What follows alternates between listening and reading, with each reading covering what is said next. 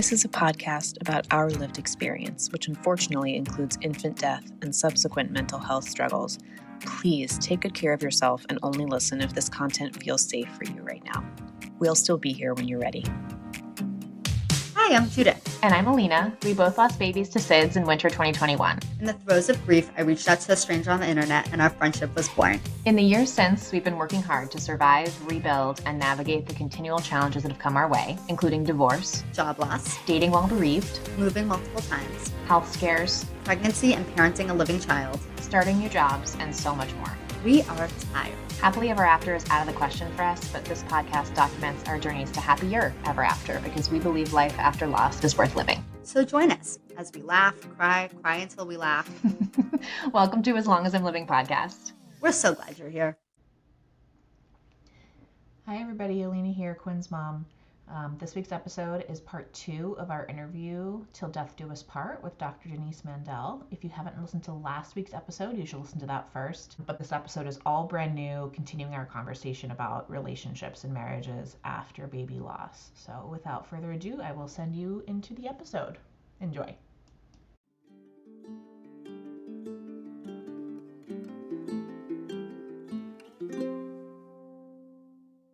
Sometimes the marriages that stay together, they are deeper, they're more meaningful, they have shared more intimately the fundamental things that make us human. Like this really pulls for you to show up on some levels as your best self to really slog through this with another human. And so there will, nothing will ever make the loss of your child worth what you come up with, but what you come up with can be more than you've ever had. You are the only two humans who will ever share this loss together. And that's really bonding. And people often don't want to lose that. Do you see that? Do you really see that though? Do you see that happen? Yeah, I do. I do. And when does the marriage get beautiful strengthened? Because I don't think anybody 6 months out is like, wow, this is going great. No. I can only say for myself, I can only speak to myself and I can say like, I think like 3 years, 4 years, like I can imagine 5 years out, this kind of, I can see how this shift would happen, but I think it takes literally 5 years. I'm not going to disagree with you. You're not going to put a number on it, but you won't disagree with the numbers that we're throwing out there. I like that. Exactly. But does that sound right? Like that realm of time? Like it sounds right. She would say if she disagreed. Well, it sounds, is it more? Is it 10? No. I'm not going to say that. No, I think 3 to 5 is a good guess. But I think what happens before that, like we're talking about how the relationship has evolved. But what happens in those years, there's a lot of variability, right? Sometimes people are really loving with each other along the way and, really hold space and grace for each other. And later realize, wow, look what this did to our marriage, as opposed to the people who have to, they're sort of barely making it and are so hurt by their partner's need to grieve differently that it takes a long time to come around. So the shape of what you see in that time varies tremendously. Well, I can imagine another situation, which is where like you may not literally have the capacity to support your partner because you yourself are so drained. You have literally nothing to give. Yes. Let's say you have other alive children. You have nothing to give to yourself. You have nothing to give to, you have to give everything to your other alive children who are grieving. And then your partner almost comes like last on the list because you're trying to make it through yourself. You're trying to make it through helping other people, your children. And then your partner, like sometimes there's just like nothing left to give. And the partner needs support. And I think that's like really a difficult situation because you're both in this together, but you really have very limited resources to give to one another. Absolutely true. That's another area where I bet that male versus female comes into play because men they have such smaller networks of support and the people that they tend to be friends with are not so good with the support compared to women. And I can imagine men feel more isolated and lonely. I mean, we know from research that men rely more on their partner for their emotional needs, right, than women do. Yes. And that's hard if the woman doesn't have anything left to give. And it's hard for the man if he doesn't have anything to give, if he's not equipped to help the wife. It's hard for everybody. It's a huge point that you're making. It's a very important one, but I'm going to like take it to another spot, which goes back to meaning ascribed, because if a man isn't somebody who speaks intimately to friends about his feelings, he may go play basketball. He may go play a lot of basketball. And the wife could feel like, oh my God, you're going to play basketball and our child has died. But that might be his coping mechanism. That might be his sanity. Right. So, and I mean, no disrespect to men in saying this, but And basketball. but where is your comfort, right? Where is your break? Where is your sense of feeling like yourself? Would you say that's healthy? I'm not going to say it's healthy, not healthy. I think that people do what they need to do to survive and to be like fed, right? So if somebody feels fed by moving their body and by If that fills their cup. right, or if they like can blank out their mind from the grieving for 45 minutes because they're so saturated with their partner's loss and with their loss, then for them that is healthy. If somebody played basketball and stopped going to work and wasn't there for their wife and played basketball every day for 12 hours, no, that would not be healthy. So I think perspective, magnitude, balance, those things are all important. Well, I think a lot of our listeners could relate to that because I think for some in our community that they're looking for resources, so they themselves go to therapy. And like one thing I hear is my husband will not go to therapy. Right. My husband won't go, like, or like he'll come and he'll just be with me because I'm making him come and he'll just be quiet the whole time. Right. That happens with grief groups too, that more often it's the woman who wants to come and sometimes husbands come. And I don't think I've had a few instances where the husband will stay for quite a long time, but a lot of times, not always, a lot of times they will say, I'm coming to support my wife. And usually the wife will end up staying longer. So, right. So there's all sorts of crossovers that happen. But again, if they're communicating with each other and not making assumptions about what means what, then a lot of times the woman can say, I'm really going to miss you. It meant a lot to me that you were there, but I get it. It's okay. As opposed to, somebody who would say, you can't abandon me. You can't leave. I want to acknowledge that all of these, I'm going to call them scripts, but all of these like scripts that you're saying, these lovely words for holding space and support, like you are in one is not their best self after their baby dies. Absolutely true. You make it sound a lot easier than it is, Dr. Denise. It is not easy. And everything you're saying is I'm like, that would feel so good to hear. And then I'm like, can I really hold someone whose baby just died to the standard of saying stuff like that, which is so lovely and amazing and wonderful. But like, we're like, when we talk, like, literally, you're just like getting through the day, getting through the minute. You're like, I'll also say, you're short tempered, you're exhausted, you're not sleeping, Very you're like irritable. hormonal, Yes. you're irritable, you're so like you're not yourself. Yes. And like to give someone grace when you hate everything, when you're so sad, it's very hard. Very hard. Yeah. So this is not me saying that what you're saying is not valid and that you shouldn't strive for that, but I'm just acknowledging for listeners, like, Yes. like it's hard and it's probably not going to be something that you can nail every single time. But like that's the goal, right? Is to move toward that.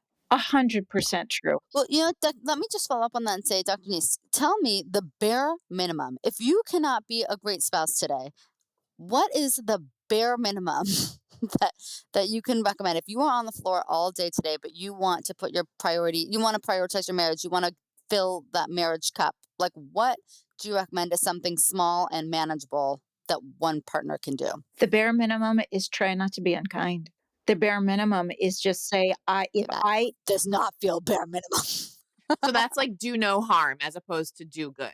right. But sometimes, do no harm is too difficult because there's blame or there's anger or there's, just depending on the type of loss. So it can get very, very difficult. Let's talk about that because our babies died during the night when everyone was asleep. But I know for many people, there were a lot of other complicating factors, whether it be like your choice and how you wanted a birth or just like drowning, accidents, or whether the decision whether or not to go and bring your child to the doctor when there's like a a pneumonia and it Right. turns out to be there's a million parenting decisions that go into raising a child. Sometimes accidents happen. Sometimes they're not even accidents. People make risks, and it didn't work out. Yes. And so then you're two people who are married. One person was, let's say, like a parent who made a choice that led to a child dying, or not even made a choice. It happened, and then there's the other partner. That's really complicated. How can couples navigate that? Okay. I have a couple of things to say to that.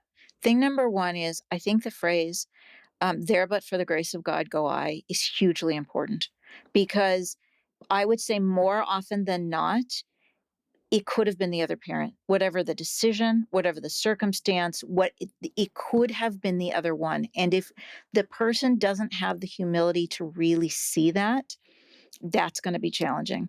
But the other thing is that I frequently say that I think humans are wired to want things to be one thing and not complex. Our brains want it to be simple. So I think it's really difficult to sit with, I'm really angry at you, or I really blame you, and I also love you, and I don't want to be mad at you. But the truth of the matter is, we have very complicated feelings after our child dies on a whole host of fronts. And this is where I think therapy is really important, not just to explore the feelings, but also there's another person sort of holding the emotion with you and normalizing, so that you can say to your partner, my truth is I hate you right now. I can't even stand to look at you. You're causing me terrible agony. I can't stand this. I don't know what to do with myself. And at the same time say, but don't leave me, and I don't want to leave you, and I love you, and this is the worst thing that's ever happened, and like, come give me a hug. Like, it's complicated. So would it be easier if we just felt one thing and it was very straightforward? Yes. But the bottom line is there's so much complexity to navigate. And so, yeah, if you can have that humility of, if it was not on your watch, you're the luckiest human. Yeah. Not that you're the luckiest human, but like, you don't have that, and you're still both in horrible agony, and you're still the best people to go through it together, even if it's really painful and awful to be together in that moment. That phrase there, but for the grace of God go I think is really that's key, because if that's true, even if you don't feel it in your heart in that moment, like if that is true, if you can get to that point, I think you can get through it. I was just gonna say, like, I wonder if there's a component about how can we forgive. The other thing is that we want to factor in that the partner loved the child too and wanted no harm.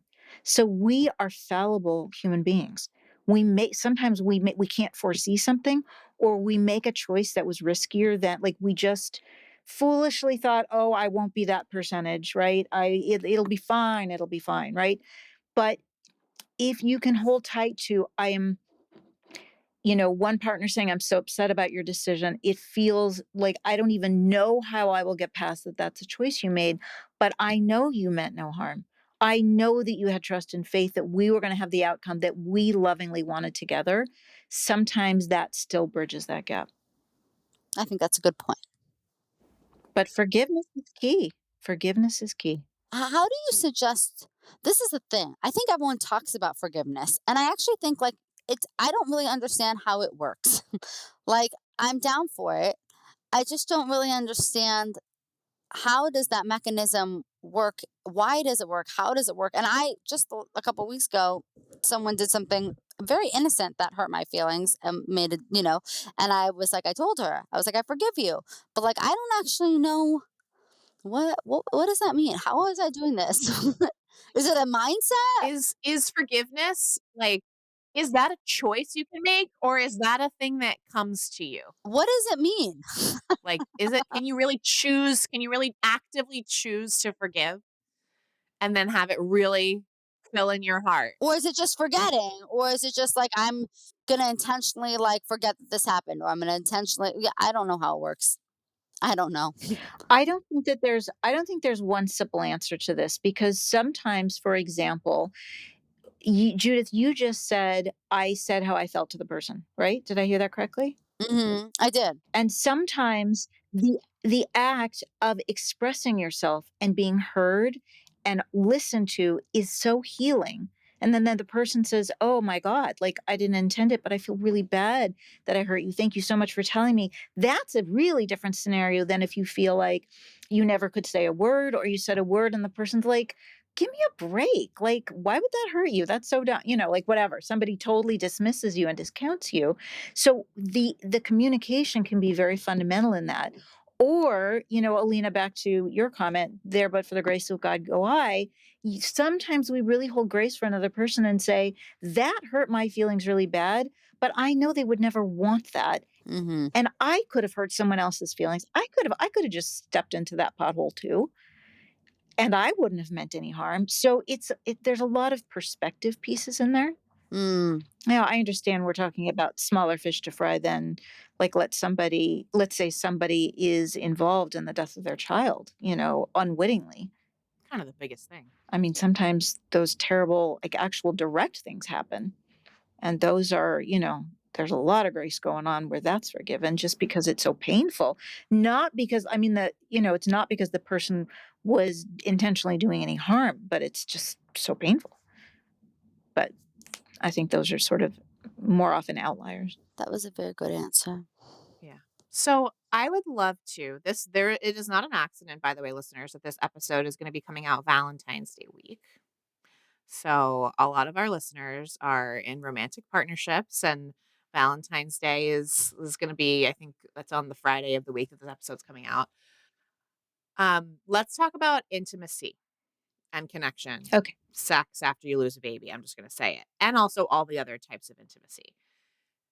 I think people who lose a baby become a shell of themselves. And like we were talking earlier about how hard it is to be your best self in communication, I think it's also really hard to be vulnerable, and sex can feel very vulnerable, and to try to be close to another person, to have energy for all of that. So how does losing a child affect relationships in that way, and how can couples rebuild that intimacy and that connection? First of all, is it lost? Is it lost forever? How can they rebuild it? Well, if they're in a loving relationship, generally it's not lost forever, because usually there's a desire at some point. It certainly might not be for a time, but to get back to what they shared together. And also, then, of course, we're going to sidebar, are people going to try to have more children, which usually necessitates some kind of physical intimacy. Not always, but usually. I mean, talk about a real challenge that you're asking people.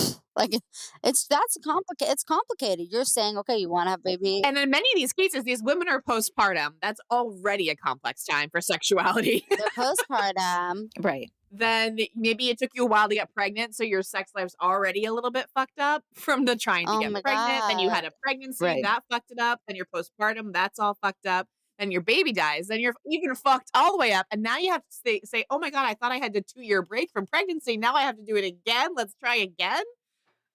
Ugh.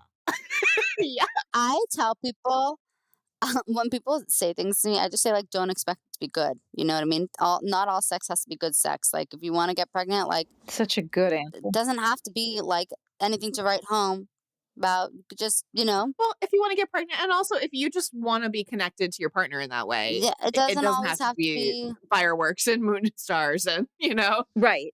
Don't aim for high. That's why I say aim for passable. You know what I mean? Get the job done, and let's deal with this later when you have the mental energy. That's my advice, but don't listen to me because I'm not a therapist. Okay, Dr. Denise, we have you on the podcast. Let's kick it over to you. We'll shut up. No, that's good advice, but I'm actually going to say something similar to what I said before. I think that communication is key, because in the same thing about saying, oh, it just has to be passable. If one person says, like, I don't feel the ability to be vulnerable, what is it that you're looking for here? And the other person answers that, they might be able to find a meeting in the middle, or they might be talking about, when do you feel least vulnerable? Like, let's talk about timing as being like, can you give me a corner of time when it just feels tolerable? Can you tell me, do you need to be touched in a different way? Do you need a lot more talking before you can be physically intimate, not about the loss, but just about Mhm. just being in the weeds of how can we get there? Now, some people are going to cling to each other physically because it makes them feel like they're still alive, right? So for some people, the talking is actually harder than the intimacy, but it's really about being in the weeds of what have we shared before? How do we connect with each other? How can we understand where the other person is? And how, logistically, let's just make this work. Because again, if you have other children and they're running in and out of your room, I mean, there's all sorts of details that can impact when you can be available for each other. But if you both say, yeah, we don't want to lose this part of our relationship, we know it's going to be impacted, but we're just going to do the best we can, then you feel like you're in it together, regardless of what it looks like. Tackling it as it's a problem you're tackling together, not that the other one is the Right. problem, not the other person is Right. the problem. But I think very often with the physical intimacy, people are on different pages, and it's hard. I mean, I'm not trying to give it champagne and roses all the time. It's all of this is desperately hard for a long time. Desperately hard. Okay. Can you give us, Dr. Denise, can you give us like a little pep talk? Because like I feel like this episode has been so good for commiseration about how hard it is. So good.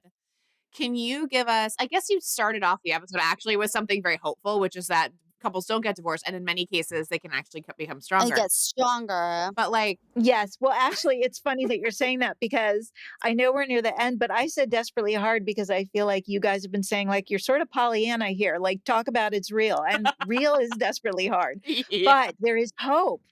There is hope because there's a reason why you were together in the first place. There's a reason why you've stayed together. There's a reason why you love each other. And you came together to make a baby out of love. At least most of the time, that's true. And sometimes, even when it wasn't planned that way, that's where it's going to go, right? You wanted to create a life together and physically together in your union and physically in terms of having children. And you both care about the relationship working, and that doesn't need to die the day that your child died. You are the two most important people to each other and in holding the memory of your child, however you go forward doing that. And statistics show that there's lots of hope to be had. And I think the more you focus on the keys that help make it better, the more successful you'll be. Well, that was good. That was very comforting. Okay, good. That was comforting. But I have another question, which is after the loss, I feel like I'm a completely different person. Yes. And Alina, I know you feel like you're a completely different person. And one of the things Alina and I have spoken about is how she kind of had the unique opportunity to fall in love with a new partner as this new person. Whereas for those of us who have been married and are in the same relationship that they were in with the person who they had the baby with, we are now two completely new, different people by virtue of our loss, still in the same union. So I agree that there's a reason you fell in love in the first place. I agree with that. But that reason, that person may not exist anymore. It's such an excellent point. Yes. Do you see couples where they just change so differently that they're not able to find that common ground? They're not able to find what once attracted them to one another? Or do you find that people they're different, but they're like close enough to what they were that they are still compatible? So I'm sitting here trying to go through my whole roster in all the people that I've worked with. I can't think of anyone that's divorced. Not one. Wait, but that's a biased group because they're the ones who are going to therapy. Right. I understand that. But where I'm going with that, as I'm listening to you, I'm thinking, can I think of anybody? But the bottom line is you have to create a new normal in your life after losing your child. And just in general, all bets are off in terms of the life you had before. That's separate from being two new people in your partnership.